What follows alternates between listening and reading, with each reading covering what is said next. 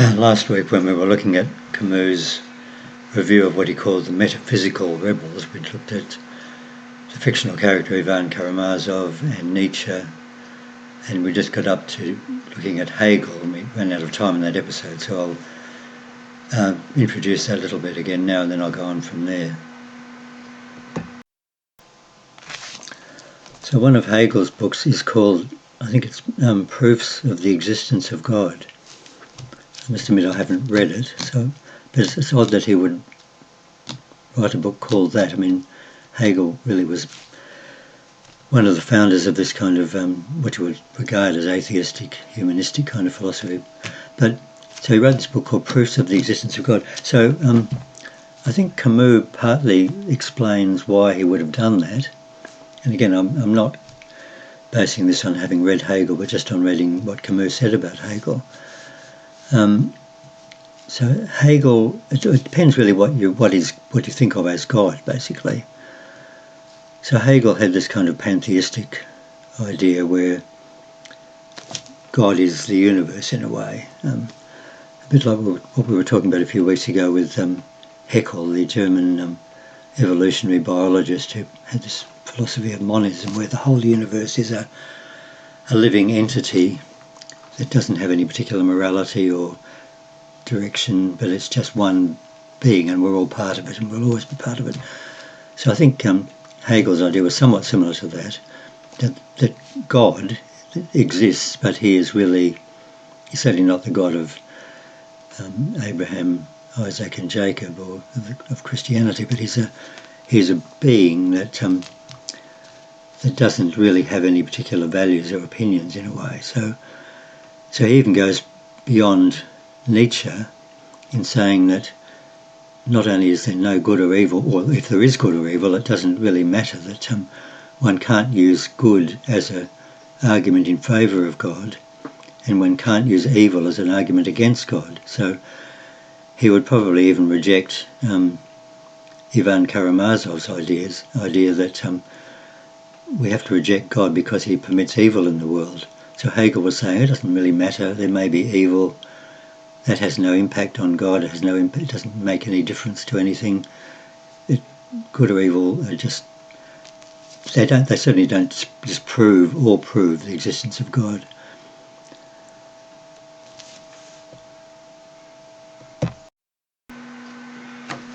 So Camus has been looking at what he calls the metaphysical rebels.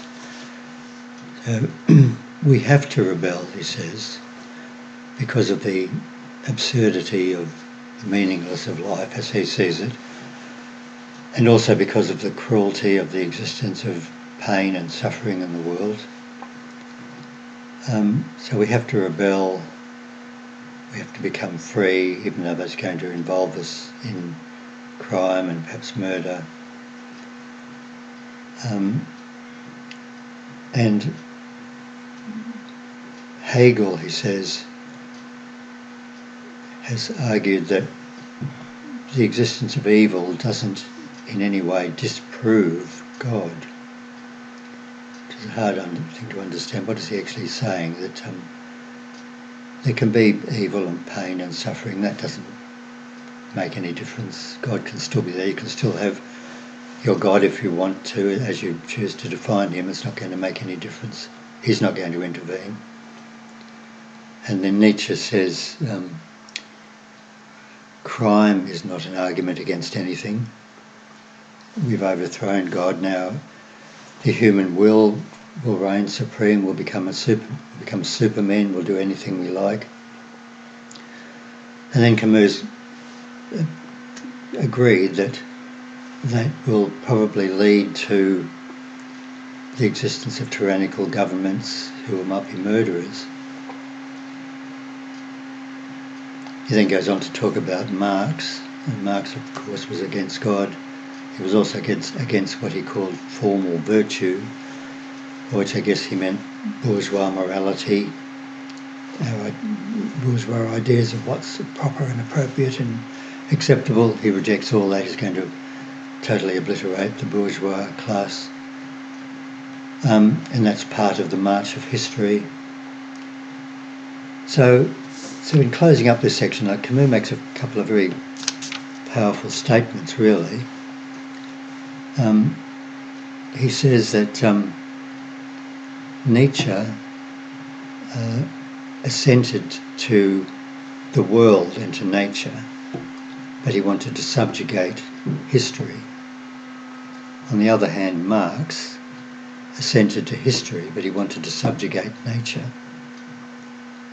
And then he says both of those things were combined in Marxism-Leninism. I'm not quite sure what he really means by that. Perhaps one needs to read Lenin and find out how that fits together. I don't really understand it. Camus again also says that the rebel, as he's described it, is escaping God's prison, but then finds himself in this other prison of his own making, of either history or reason. History is what Marx would say we subject to reason. Perhaps what Nietzsche, and we're going to see shortly what Rousseau said we're subject to. So we've just made another prison for ourselves, he's saying. Camus also makes this interesting statement. He says, the hatred of the creator can lead either to a hatred of the creation or to an exclusive love of what exists. And then he also says both negation of everything and assent to everything can lead to murder. So that recalls that statement we made in the last episode where Ivan Karamazov, I think, had said, if nothing has any meaning, then one can do anything. And Nietzsche had said, if nothing has any meaning, then one can't do anything, one can do nothing. So there might be this just complete freedom, license, I suppose, or there may be complete restriction. In either case, one just breaks out of it and does what one likes. So either way, it leads to murder. And then Camus makes this even more awesome statement, really, when he says the rebel has wanted to be himself, so he's wanted to overthrow that meaningless existence. He's actually wanted to overthrow God, basically, and he's done that, but then that leads to a world dominated by murderers. So, and I guess from Camus' position in the middle of the 20th century, it would be easy to see why he would come to that conclusion. I mean, and one could hardly argue against it. That's what the middle of the 20th century was like. So what is Camus saying, well, we've made a mistake, we shouldn't have rebelled, we shouldn't have tried to do what he's been advocating before, rebelling against this absurd system, this meaninglessness, this cruelty, because all it's done is lead us to a place of tyrannical governments dominated by mass murderers.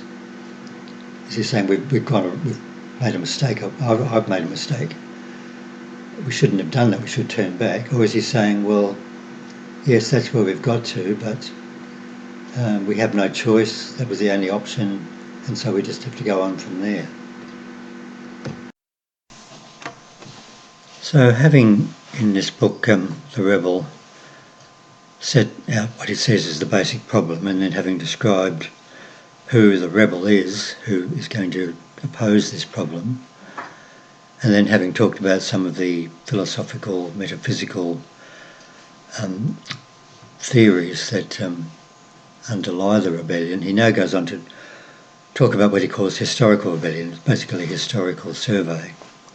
And he divides that into a number of parts. The regicides, the deicides, what he calls individual terrorism, state terrorism and irrational terror, state terrorism and rational terror, and finally rebellion and revolution. So he looks at some of the events, what he sees as the meaning of those events of the 18th and 19th and 20th centuries. So he begins with the French Revolution, and particularly looking at Rousseau, the 18th century French philosopher, who established this idea of a social contract, by which I think he means that people come to an understanding that there is some principle, some person or some entity, some force or government or power structure that they will obey and be led by, on the understanding that they, I suppose, receive some benefit or there's some reason for that entity to have the right to exercise that authority over them. So he says that in the past, up until that time of the French Revolution, there was the king, and the king derived his authority from God, or he believed he did, or he claimed he did. And either way, because he had that authority, then he was able to determine what was good and bad and what should or should not be done, and the people would obey that. And that was the way up until, in France, up until the time of the French Revolution. But then the revolution was a rebellion, of course. There was activity, there was movement, there was violence, there was murder and killing, amongst other things. But there was also an overthrow of a certain principle, the principle being the authority of the king and his right to govern and set rules and tell people what they should or shouldn't do. That principle was being overthrown, and as Camus says, when a principle is overthrown but a new one is set up in place of it, that's one of the events or functions of a revolution. So Rousseau said, no, we don't derive our authority, our understanding of right or truth from God any longer. We derive it from nature. And nature, the expression of nature, is reason. He somehow equated those two things. Reason is really the expression of nature. And he said, the will of the people are the new ruling principle, and the people always express, when they're expressing their will, that is always reason, which is always nature. So the king was expressing the will of God, apparently, so he believed. The people, so Rousseau claims, are expressing reason, which is the will of nature. And they, because they're doing that, they must always be right. They can't be wrong. In the beginning, the first year or two of the French Revolution, the king was no longer governing. He still existed, he still was alive, but the other bodies were set up to determine what was going to happen in society and in the state. It was only a couple of years into the revolution that thinking changed, and it was decided that they needed to actually kill the king, get rid of him completely. And so one of the people, there was a man called Saint-Just, who was one of the prominent leaders of the revolution, who was speaking at the trial of the king. And he pointed out, his claims that he made, the case that he was making really well. Monarchy is a crime. It is condemned, it must be condemned. There can be no possibility of mercy. It must be abolished altogether, and a new religion must be set up, not just a new principle, but a new religion. So the king will be killed. There will be a republic which is based on virtue, which is based on reason,